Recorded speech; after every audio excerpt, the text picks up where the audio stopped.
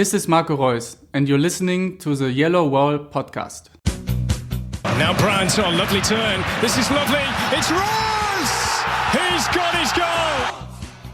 And Hazard bearing down on goal to take it on himself. Reus, Sancho! Oh, they're loving that. Hazard for Reus! Made that fall. Sancho, here they go. Hakimi's quick.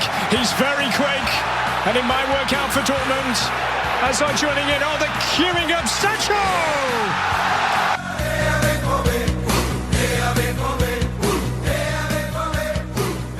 Hello and welcome to episode 307 of the Yellowwallpod. I'm your host Stefan Butzko, and today we will talk about Borussia Dortmund's 5-0 win over Fortuna Düsseldorf, Joshua Kimmich's tears, and the Champions League, because Dortmund have a final game in the group stage against Slavia Prague, where they hopefully will qualify for the knockout rounds. And for all that and more, joins me once again Matthias Zug. Hello Matthias, how are you doing on this Saturday, as we are recording only about an hour after the final whistle?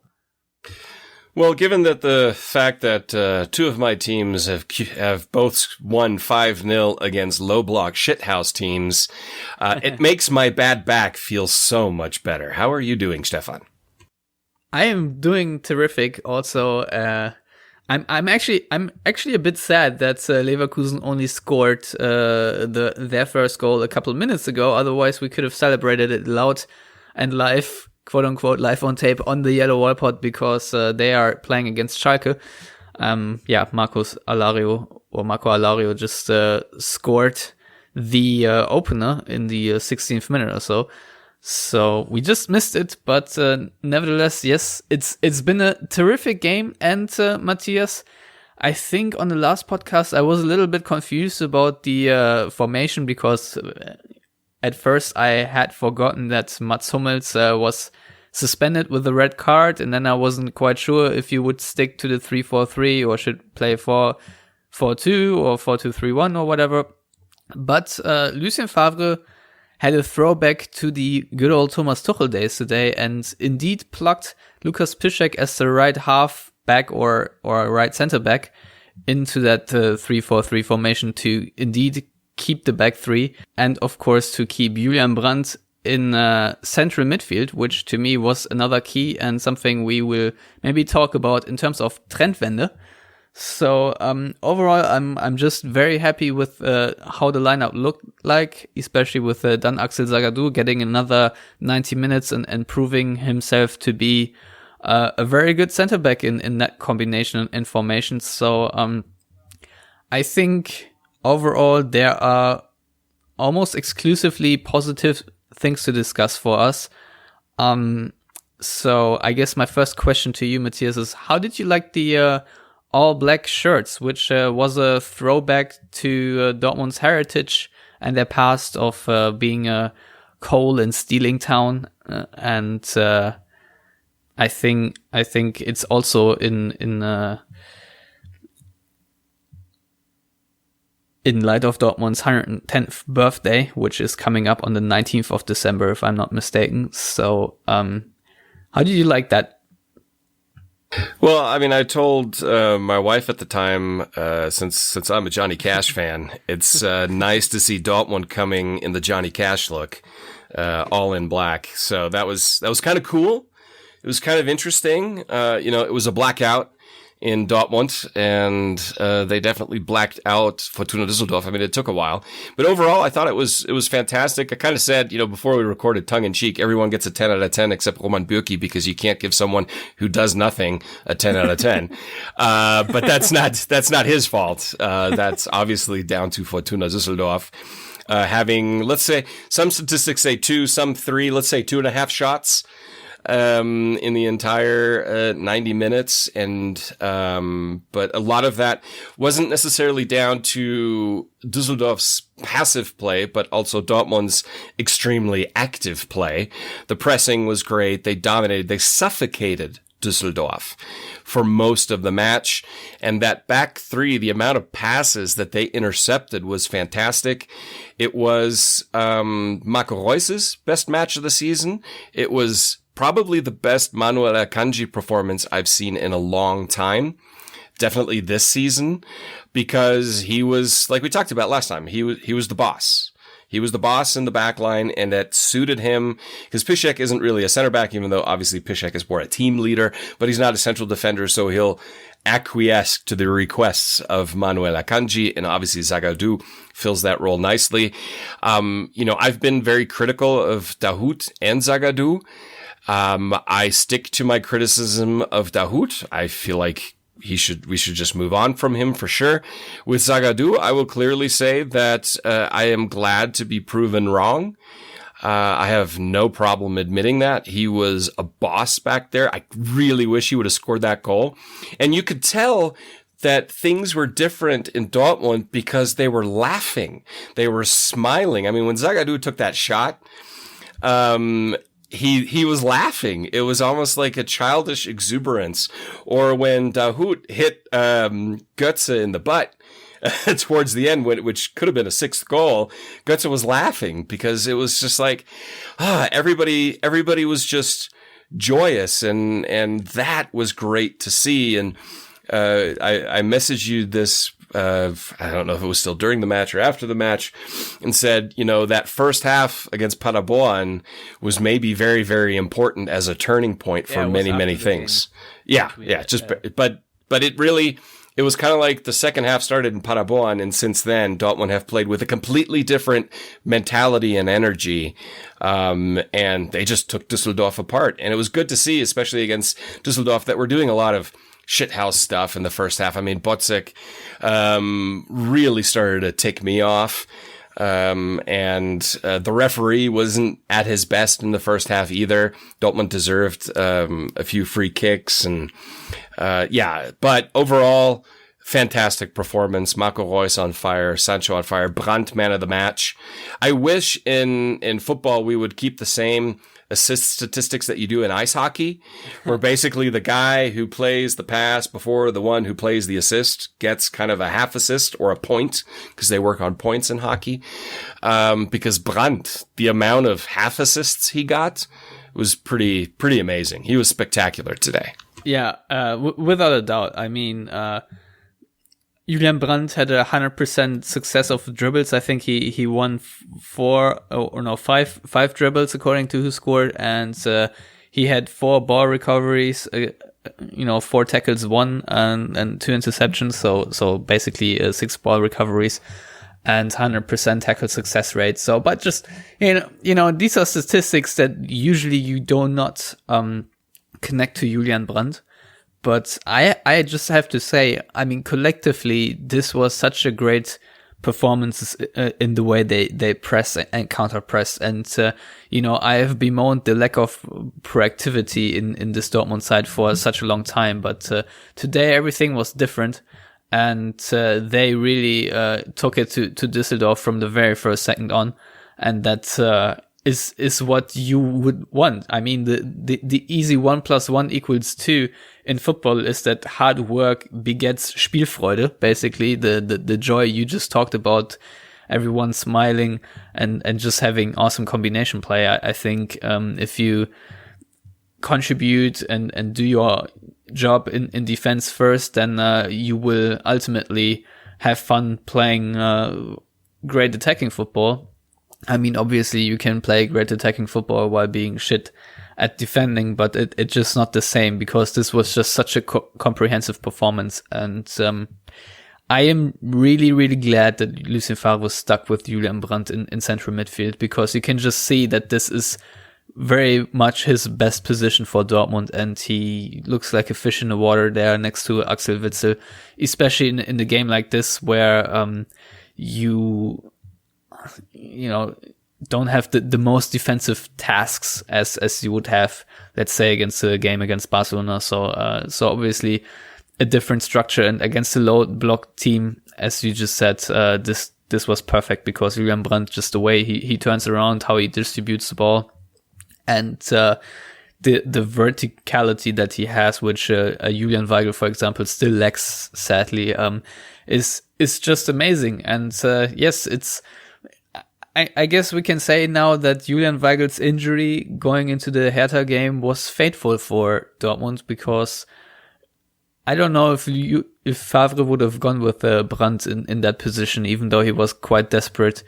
But yeah, now he's stuck to it, and now after 2 games, I think we really have to say that this is something we should have discovered, or Favre should have discovered a very long time ago. But now that it has happened, I really do hope that he sticks with it, because the cohesion and really the cohesion is something else. And I think it was Watzke on that members assembly who said, right now we are not a team that has a formation, and I think he was referencing really the stability and the cohesion of the team, and finally we've seen this now in a way that we haven't seen it before. And I have to say the back 3 really complements that, especially with the wingbacks of Guerrero and Hakimi. It's not going to be perfect and ideal in every single game, but I believe it's better than having either as a fullback. I don't know, what do you think? But I think this formation is a winner.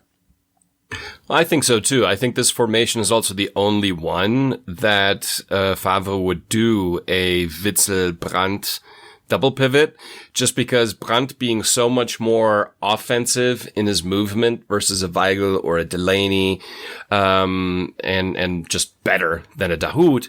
What that does is the back 3 give that cover, and the wing backs too, because if need be, they can just tuck inside a little bit when Brandt pushes forward, and that gives you that little bit of cover. And I think Guerrero did that a couple times, where he moved a little more centrally, and then you had Zagadou a little bit further out wide, or oftentimes you saw Zagadou step up almost next to Witsel in build-up play when Brandt moved forward. It was very cohesive. What it tells me is that this isn't something that Favre just came up with a week and a half ago. The movement and the understanding is something that has been practiced and trained. I mean, there's no doubt about it. It's too fluid. Even starting against Hertha, it was just too fluid in its build-up and the understanding that everybody had. It was still a little rusty. I think that rust is gone. Also because you had 3 central defenders with pace. Yeah, Piszczek is older, but he's still fast. And even though they weren't really tested against Düsseldorf for pace, which we knew it's not like it would have been against Hertha or Paderborn, but I think we've got a winner. And the thing you know about Lucien Favre is that when something is clicking and winning and working, he's not really one to change it. And at this point, why change it? The only change that will probably happen is Hummels will come back into the back 3, play centrally, and Akanji to the right.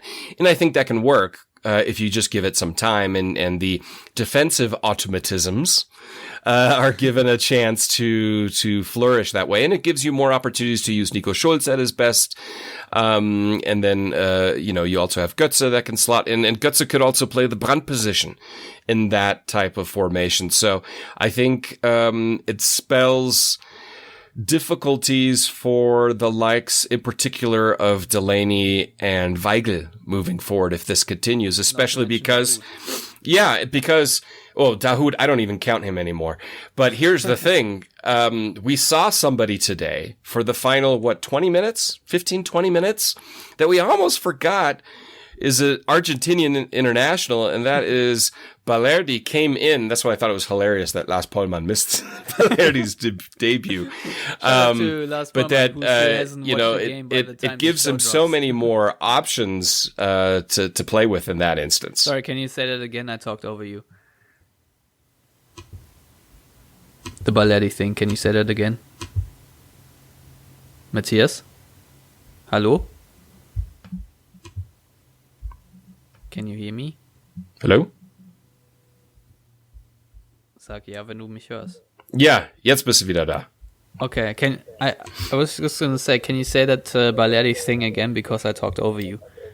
Oh, so the great thing with Balerdi coming in is it shows the the depth you now have, the choices that Favre has at defense. And it was good for him to get 15, 20 minutes at home in front of the yellow wall to kind of experience that, because it can be intimidating for a young player that's not used to it. Yes, he's from Argentina, from Boca. He's used to passion, but it's a little bit, it's still different, playing in the Westfalenstadion. So I think it was a good run out. Didn't really see much from him because Düsseldorf were done at that point, but it's a good positive sign that Favre is like, okay, it's time for you to come in. That makes me more optimistic that we may see More after the winter break, maybe not before then, but we've got something now that's working well, that's providing attacking flair while minimizing defensive risk. And I think that's the kind of balance that Lucien Favre likes. And yes, we can say, why didn't he figure this out sooner? Well, sometimes fate forces your hand. Suspensions and injuries forced his hand. And the fact that they didn't look good in the first half against Paderborn, and obviously they were abject against Bayern, and to kind of sit down and really think about it some more. I think that has helped him get to this point, whereas there are plenty of other managers that wouldn't have changed. And he's changing because he was also under pressure. I personally believe the pressure's gone. I know I said if he doesn't get maximum points out of the next 4 matches, and there's one more in this run of 4, that he won't be the manager after the winter break. He will be the manager after the winter break. He will be the manager for the rest of the season, for sure, unless it completely falls apart, which I don't foresee happening. And then it really depends on what happens for the rest of the season to determine whether or not Lucien Favre stays on or not. If he goes back to reverting to type and in the sense of being a little too cautious, or if he just lets this, what he's now put on the pitch, kind of grow naturally. So here's the thing. We have talked about, what this Dortmund squad needs and how it might still not be ideal. And I think we've talked about that it needs a striker. And I'm pretty sure we have talked about how we definitely need another dynamic central midfielder. And I still believe Dortmund do. But putting Julian Brandt in his best position, which is something I expected to happen much earlier, to be honest, is, or at least appears to be, a game changer, and is something that Dortmund desperately needed. And it's so good. It is so nice to see it work out, because you can put Brandt in this position and he can absolutely shit the bed, and then you will never do it again. And this would have been horrible for Dortmund, because we know that Julian Brandt overall is not the best when it comes to defensive contributions. Sometimes he just jogs around, does not show the initiative, and doesn't have the defensive impulse that you need for such a position. He has shown that in many games where I was really livid. So it's just very good to see that Brandt finally is doing his thing and has understood what he needs to do with his defensive contributions, which I already talked about. So a big win. And obviously, now, as you alluded to, the big question is really what to do with Mats Hummels, because Dan Axel Zagadou is playing very well, and you have mentioned it, the chemistry with him and Akanji is doing also, Dortmund a lot of favors. And the thing is, if you put Hummels in there, you just have a different dynamic at the back. And I have to be frank, maybe this can all fall into place at some point, but right now, I do believe that Dortmund have a better defensive dynamic when they have Zagadou and Akanji together on the pitch without Hummels in there. And Lukas Piszczek is also a very good player to complement that, because he knows how to play that position.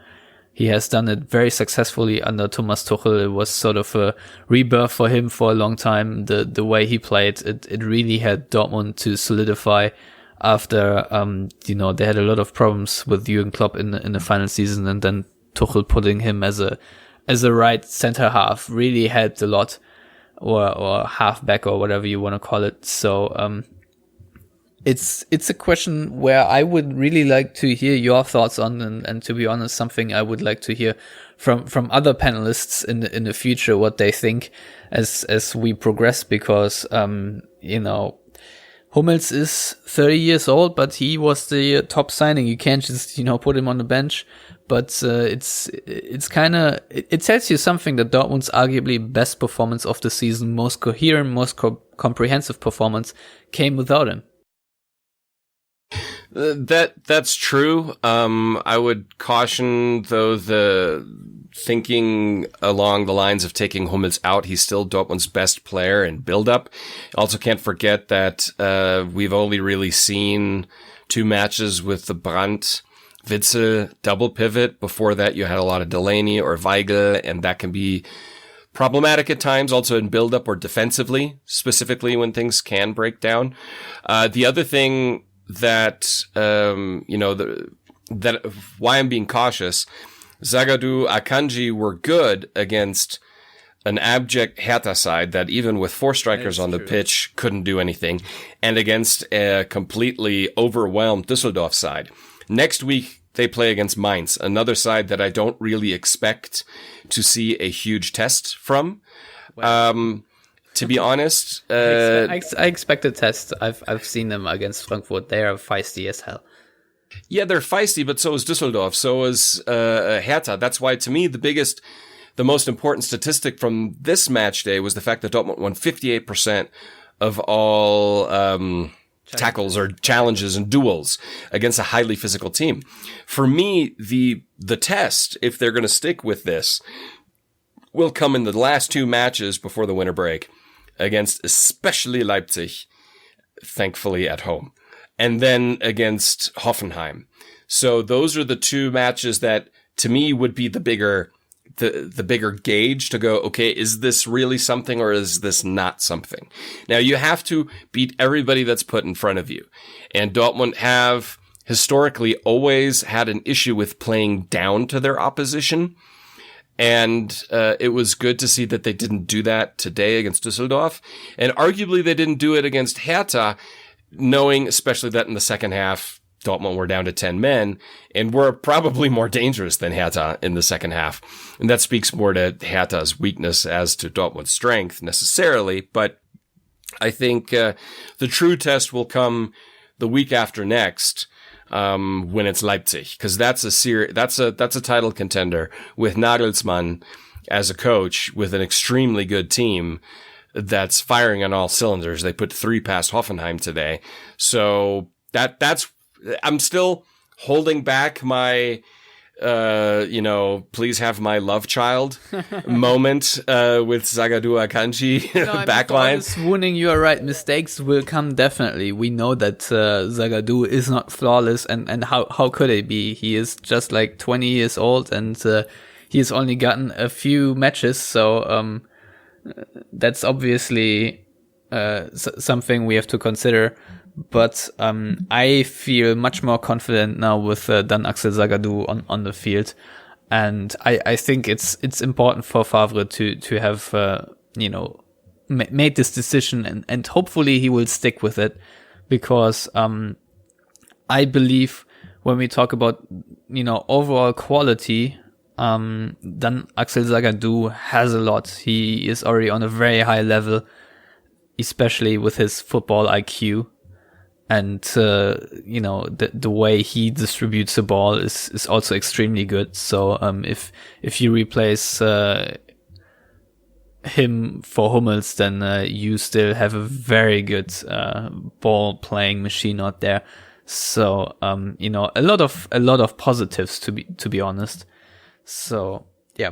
I don't know, but let's talk a little bit about not only the defensive performance, because yes, that was good, but in the end it was a 5-0 win, and if it weren't for VAR spotting a very tight offside decision, it could have been 6-0 or even higher, because Dortmund really played themselves into a frenzy, and it was a sight to behold. And obviously I have been extremely wrong in my prediction that there was going to be 100% set piece goal, because there was not. But that didn't matter, because Dortmund found the net by combining very well. And as you mentioned before, it was Marco Reus' best game. Julian Brandt had a hand in almost every goal. And, Dortmund had a lot of different flavors too, because they scored on a counterattack. They scored with different passing angles and combinations. So it just looked very good. I think in the first half, in the first 40 minutes or so until they scored, they had a couple of issues when it came to shot selection, because Düsseldorf made it very difficult for Dortmund to create high quality chances.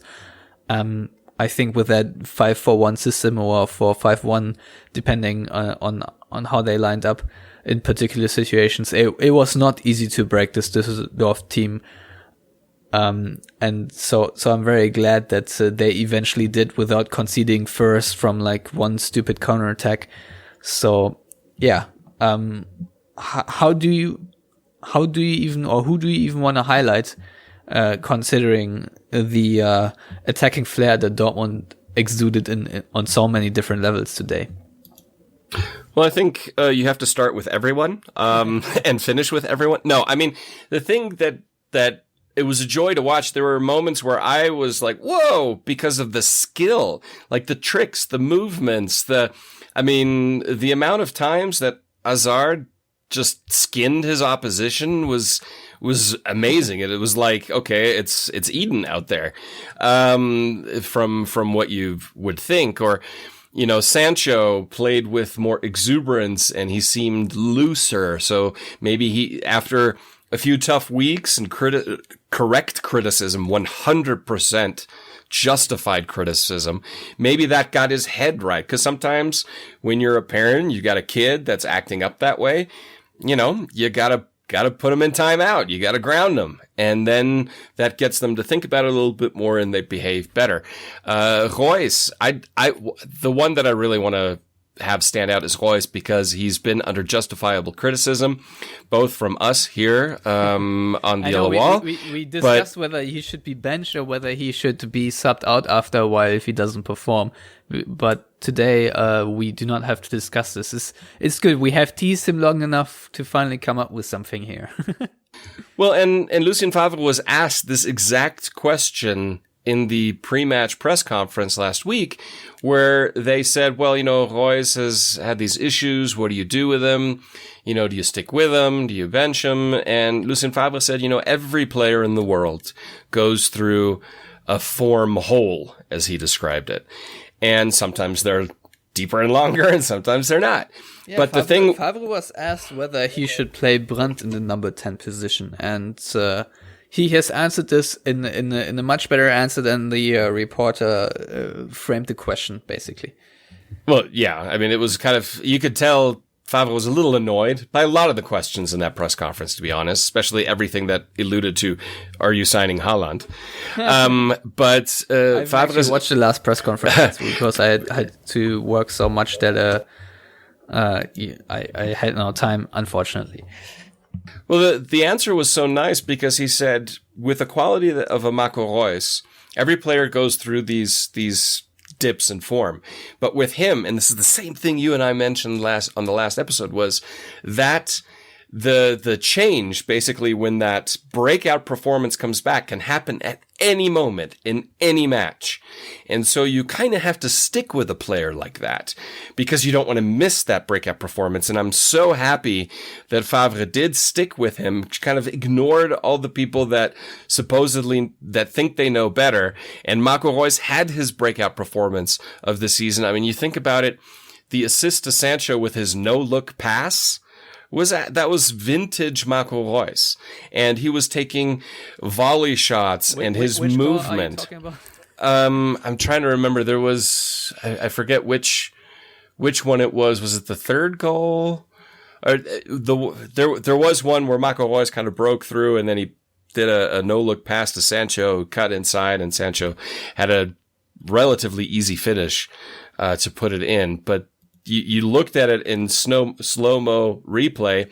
Marco Reus deliberately looked the other direction when playing the pass, and that's something that's been missing this season. I think from him. That was the the second goal. That was the third where Royce went to the outside and then cut it back. It was a 1-2 combination, right? Correct. Yes, that was it. So many goals, I lose track. So it was that I will laud him above the rest simply because of the amount of criticism he was under, justifiable criticism, and he kind of shut everybody up. Jadon Sancho shut everybody up. I just watched a replay, and actually both players had a no-look pass. First, Sancho's pass to Royce was also a no-look pass. He didn't even turn his head because he knew where Royce was going, and then you see that Royce played the pass and only looked after it once the pass was played. So, genius. But the thing is, I wanted to talk about Royce's first goal first, but continue.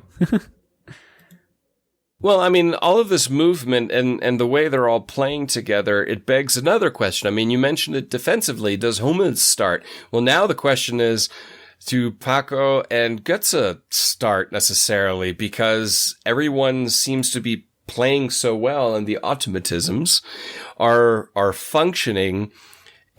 You don't really want to break it up, but the beauty of it was that when Götze came in, it really didn't slow down. It kept on going. So, that's maybe, not the best point. It kind of started slowing down when Dahoud came in. So I gotta put that one in there. No, but it was a joy to watch. Everybody, I think, breathed a sigh of relief. Also, the people, all the hashtag Favre out people, could chill out for a day. And we talked about it in the last episode.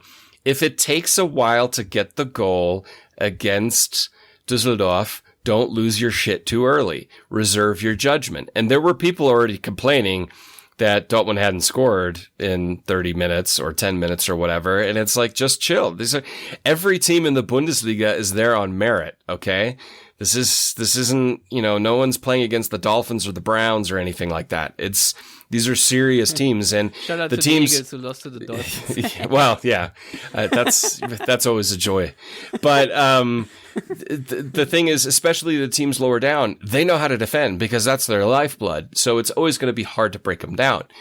And so it all worked out beautifully in the end. So I think the first goal sort of came after a set piece, because why else would Lukas Piszczek be in the number 10 position? And I think it was I don't know if it was a throw-in or a quick ball recovery, because I only have to replay, and as you know, they never show the full way they created a goal. But what I really liked is when Akanji passed the ball to Julian Brandt, how quickly Brandt turned on that spot and passed it straight to Piszczek, and then Piszczek turns around again and finds Royce, and Royce's first touch with the left foot, and it looks like he's cutting to his left and completely shimmies or puts Zach Steffen on the wrong foot there, and then finds the short corner. I think after struggling to really create a big chance, I think the opening goal was just a sight to behold, because Lukas Piszczek did a thing, and that's what we love, but just also, the amount of players making a run. I think you see Zagadou in there trying to make a run, and he has two players next to him, and then you see, at the top of the screen, Jadon Sancho running into the box, and it's just a situation where you basically have 4 or 5 Dortmund players against 4 and 5 Düsseldorf defenders, and it's just that forward thinking that Dortmund often lacked, and now you see, as you mentioned before, a lot of runs, and I think in the end this is what really had Dortmund. And I've said too many times, too many episodes sounded the same here, because Dortmund were too static. And they were not static in this game. You know how many 1-2 combinations you had with players, and how many runs players made where they didn't receive the ball and then had to come back from an offside position. But I prefer that to just everyone standing basically where the coach drew the lineup, and you have zero movements. So it's just something that I wanted to mention, because the first goal felt like a 2012 Dortmund to me. just of the quick flow and the inevitability of Marco Reus scoring that goal in a one against the keeper, just using his flawless shooting technique and his presence of mind. It's just bamboozling if all comes together, and it's such a joy to watch this game. So I'm pretty sure I will watch it again a couple of times. So that first goal, I really wanted to say how great it was. And I mean, it was annoying that the 2-0 basically got ruled out because it was slightly offside, because there was another very well-rounded, well-crafted goal. But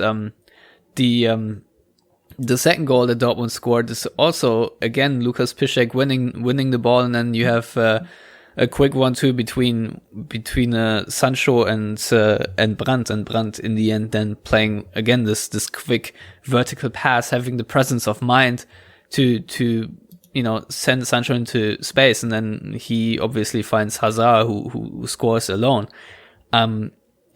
Just another goal where you completely catch Düsseldorf on the break. And I've wondered that at half time, how will this dynamic of the game change now that Düsseldorf have to be more on the front foot? And it's just amazing to see that Dortmund used and utilized that extra space so well. And I have to say, I'm personally very happy for Thorgan Hazard. I remember Konstantin Eckner talking a lot about, his unused potential in the season, in the early part of the season, is one of the stories so far, because eventually you will see him more often on the score sheet and contributing more often. And I think he is slowly but surely also arriving at Dortmund, and he has now scored in consecutive games, like Jadon Sancho has scored in four consecutive games. So Hazard, finally making an impact is very important. Yeah, absolutely. And it's something that Ovo Moyela talked about on the coverage that we have here in the US, that it takes time for new players to bed in. And it took a while for Brandt and Hazard to really find themselves. I think they found themselves, to say the least. And I think Lucien Favre has found them and has understood now how best to utilize them, especially Julian Brandt, because he's so versatile and you could really slot him in anywhere in the attacking half. But I think we found the right position for him, and it also frees up Witsel a little bit more. So it's not all on Witsel when it comes to build-up play, and I think that's really, really important. So yeah, it was, like you said, the positional play and the lack of movement was a warranted criticism in the previous weeks and months, especially against teams that are like Düsseldorf.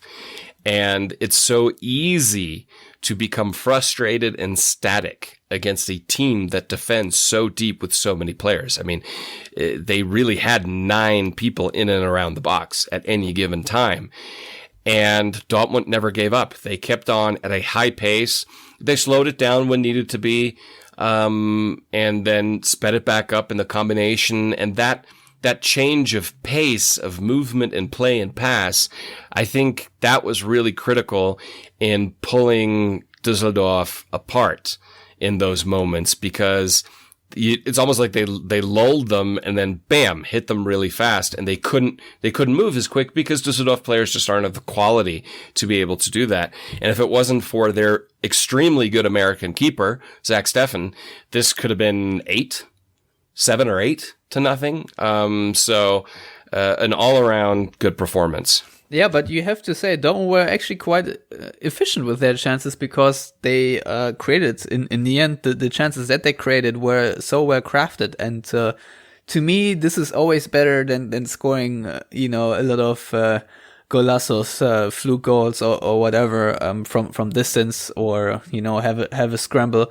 If you defend well and then on top of that craft high quality chances and finish them, to me that's just ideal. And yes, I agree with you. You can't just expect Dortmund now to easily beat and steamroll every opponent like that. That's not going to happen because Dortmund will struggle more against teams that have more athleticism than Düsseldorf. You could clearly see the difference in pace, and I think the 5-0 in the end, which really seemed to humiliate Düsseldorf in the end, because Dortmund on the counter and then Hakimi winning that sprint. And I think when he was in front of Zach Steffen, he basically delayed and waited just for everyone else to arrive. And I think in the end he laid it off for Jadon Sancho, who just fired home.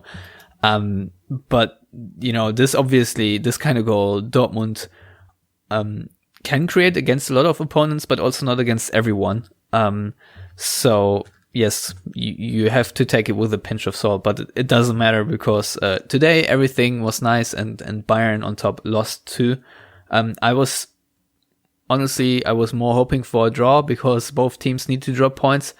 But it's the very fact that Joshua Kimmich was basically crying and slapping the floor and whatnot, made it all up to me. And the fact that Javi Martinez got sent off and caused a penalty for Gladbach in the end, even though you can clearly see in the replay, it was not a penalty.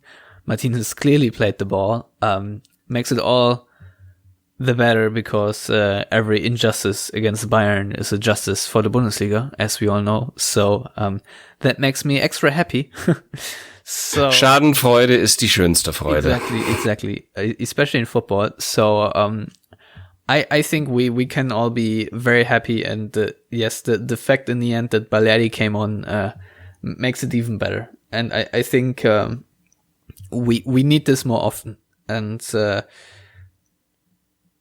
I really hope we'll see this, what we like to call Spielfreude, more often now. I mean, it flickered up in a couple of games before Dortmund lost to Bayern, and I really do hope they carry it out to the Champions League now, where they play against Slavia Prague on Tuesday, and where they will have to come up with a win, and that won't be easy because Slavia have taken points at the San Siro and at the Camp Nou. So, and we've seen from the first game, which was pretty much a slugfest, that they are not a team that's easy to beat. They press well, and I do assume they will have the athleticism that Düsseldorf lacked. So, you talked about a big test for Dortmund in terms of the Leipzig and the Hoffenheim game. Well, I didn't want to interrupt you, but I will say now, I think Tuesday night will also mark a very big test for the Black and Yellows, because the way Slavia Prague play is nothing that you can just, win at 90%. This is a team where if you don't play at 100% and battle hard, then you have zero chance to come up with 3 points. No, I agree. Slavia Prague, I mean, I watched the match against Inter. After a while, they just crumbled against Inter, and I think part of that is just because Inter is very good, and also because Slavia just they ran out of steam at the end. They are absolutely steamrolling the Czech league, which isn't surprising given the quality of the side, the coaching, and the financial investment that's come from their investors. So, like you said, you can't ignore them. They're very dangerous on the counter. They play a good press. They're full of energy.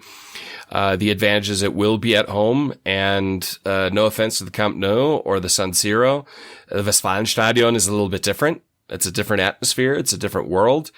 And Dortmund, this was the perfect time to have this kind of a breakout performance heading into the match against Slavia Prague, because obviously on the other side, Inter against Barcelona, who knows which way that's going to go. So it will be an interesting night against Slavia Prague. It won't be easy. I think it'll be, like you said, a slugfest again. I absolutely expect Dortmund to line up the same way they did now, except maybe Hummels in between Akanji and Zagadou. That's the only change that I could see happening, especially now that Hummels has had a rest, has had some, had a little bit of time off. Which he desperately needed, I would Which add. he, yeah. Yeah, absolutely. So that's really the big change I would see. Other than that, I don't really think Lucien Favre is going to change much in the formation, in the tactics. The good thing is Dortmund don't have to travel. That's a huge advantage.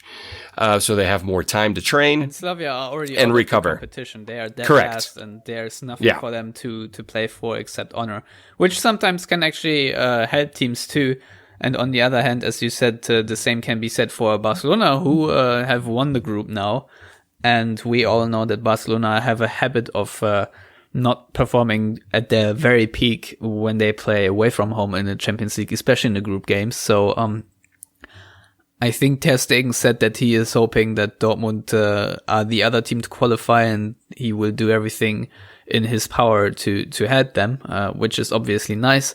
But I'm not holding my breath yet that Barcelona will win their games. So I really do hope that they at least get a draw, but because otherwise it will be very difficult for Dortmund to qualify. I think they would have to steamroll Slavia, which obviously can happen. I think the goal difference is 3 right about now. Dortmund's goal difference in the Champions League is -1, and Inter's is actually positive. It's up by 2 goals. So this is going to be very difficult for the black and yellows to pull off if Inter win their game.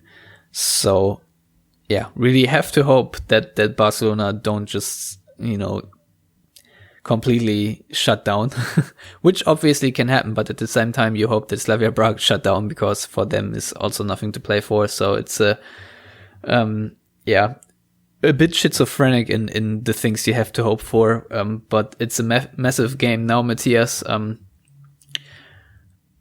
It's not completely unrealistic that Dortmund qualify for the Europa League.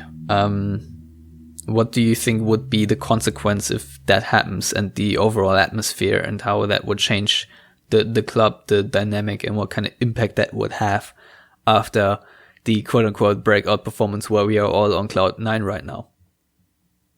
Well, I don't think it'll have a negative effect at this point, because it is what it is at this point with the performances. You knew going into this group, Inter and Barcelona and Dortmund, that one of those massive clubs is going to play in the Europa League, most likely. And it will. So it's a competition Dortmund haven't won yet. So we got kind of close before we got klopped at Liverpool under Tuchel a few years ago.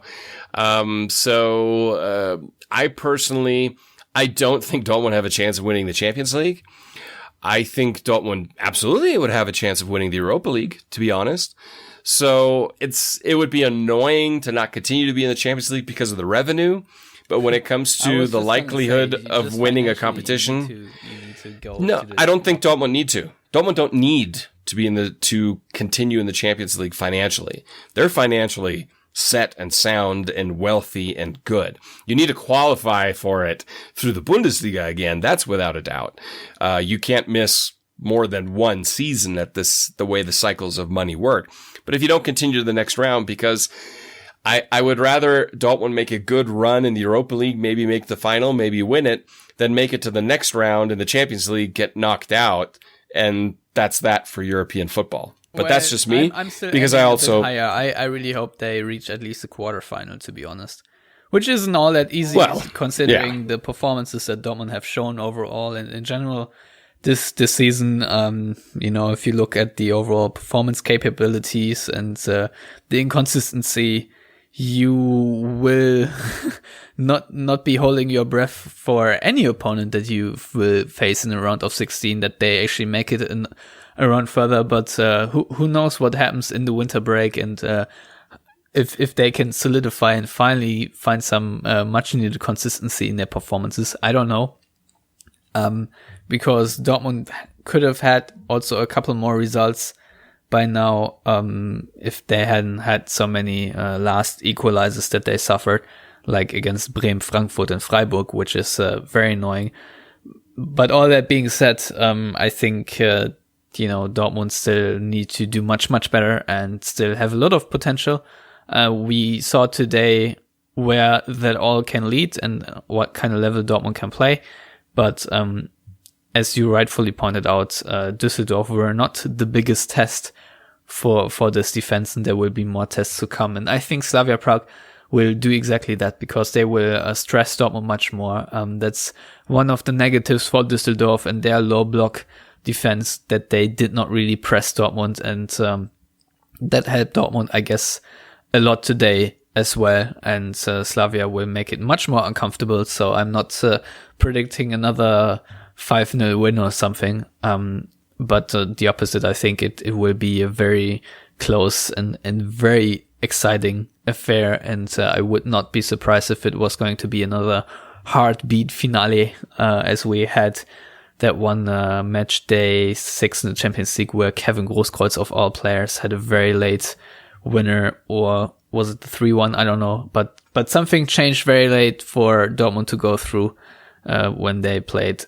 away to Marseille.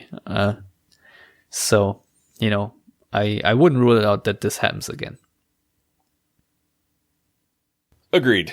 It could be. I'm more optimistic. I think Dortmund are going to have even though it'll be a fun, action-packed match, I think they'll have a clear result. Maybe the performance will be tight, but I think the result will be clearer. Yeah, well, maybe it's going to be a clean 3-0. You never know with this Dortmund team. They can have a very mature Champions League performance if they want to. We've seen it time and time again, especially at home.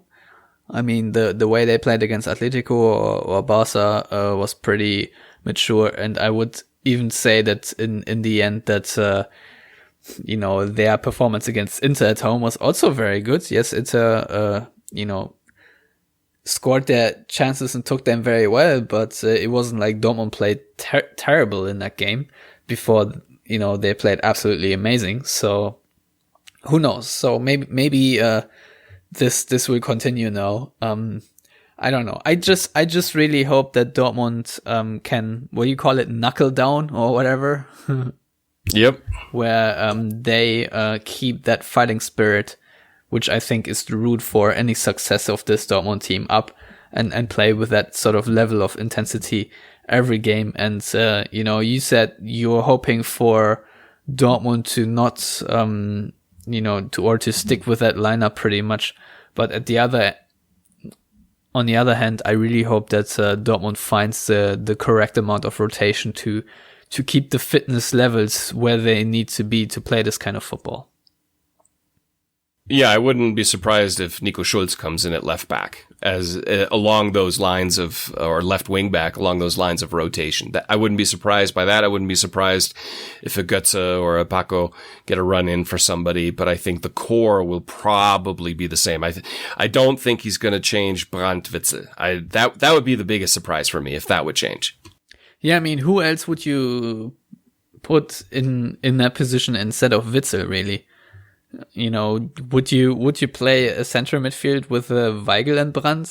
I don't know. No, not against Slavia Prague. Not against a team that's so actively and aggressively pressing. That's the problem. In theory, wouldn't. You would have a lot of pressing resistance, but the thing is, you don't know if positionally and the chemistry would be there to really play around it. And the one big negative you have with Weigl is if he gets caught out, he is not quick enough to make up for lost ground, and that's something that Witzel does a little bit better, I would say, just because if Witzel loses the ball, which rarely happens, and today I think he had a 100% passing rate, then at least he usually either fouls or has a way to get back into the play immediately, just because he thinks a bit more defensively than other players.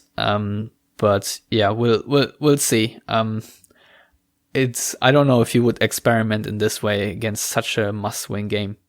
No, absolutely not. I think Mainz is maybe one that Favre might think about doing that, even though obviously this is second time we'll face Achim Bayerlotzer this season as a head coach, but that's for the next episode. But no, I don't think he's going to experiment much in this one. Yeah, it's nice for our listeners that they will get 2 episodes this week. But since it's my 30th birthday on Monday, I just didn't really have any other day to record this, because tomorrow I'm afraid I have to work some more.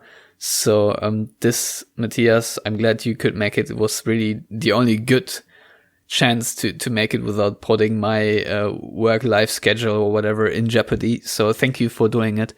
Anything else we need to say about Slavia Prague? Because I honestly just opened the laptop and hit record. It's not like I really looked at the injuries or anything about Slavia Prague, so it's a bit disappointing, but I can't really say anything about them right now. No, I don't watch Czech football. The only thing I know from Slavia Prague is what I've seen in the Champions League so far, and that's decent to go off of. I'm not going to deep dive and pretend like I know what I'm talking about when it comes to Slavia Prague, aside from their general style and what the coach likes to do. And I think that's about enough of the expectation we need to go in there. Worry less about them and worry more about ourselves, or Favre needs to worry more about Dortmund than Slavia Prague. And I think, if he does that and sticks to at least the formation and the tactical approach, I think Dortmund will come away with a very solid victory. Yeah, he is hoping that I can maybe find a time to write a preview. I'm not all too confident about that, but it would be nice to put a little bit more information out there. But in the meantime, this is all I'm afraid you have to do with, and I think in the next episode we maybe have a bit more time to also talk about Erling Haaland and all stuff like that. So I'm looking very much forward to the game on Tuesday, and I'm a bit anxious to see if Dortmund can repeat this sort of performance or if that was a one-off, because to me that's very important that they do not slip up again and play like the laughing stock they often are.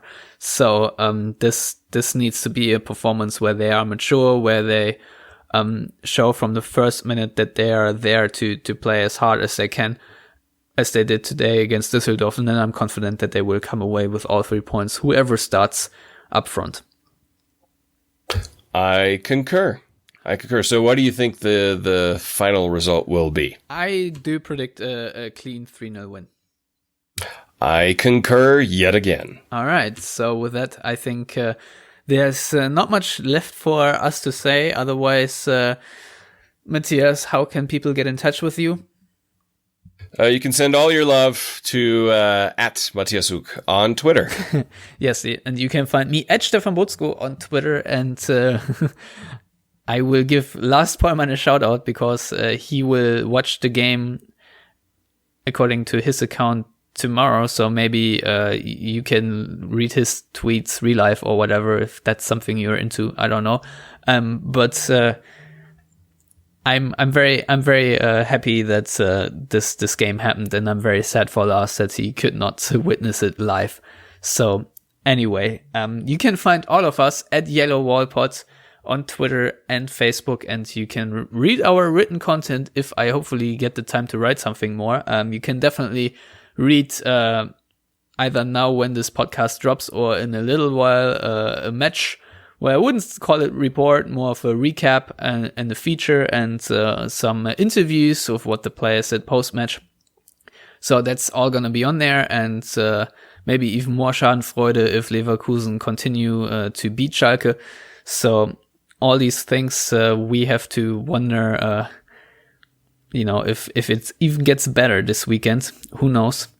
But in the meantime, I will tell you that you can sponsor our episodes on patreon.com/theyellowwall for $10 a pop. Get a shout out for yourself or your fan club or whatever. And if you want to read all that previously teased written stuff, you can pledge $1 to our Patreon and then get full access to the Yellow Wall written content. And if you want to find various means to subscribe to the show, please do that via iTunes, SoundCloud, Stitcher, Spotify, YouTube, or all the other means. You can find our RSS feed and basically in your podcatcher on theyellowwall.net. And with that long outro, I say goodbye until, I guess, Thursday or so, where we then talk about Slavia and preview the Mainz game. Matthias, again, thanks for coming on such short notice, and everyone out there, thank you for listening and really do enjoy this weekend. Goodbye.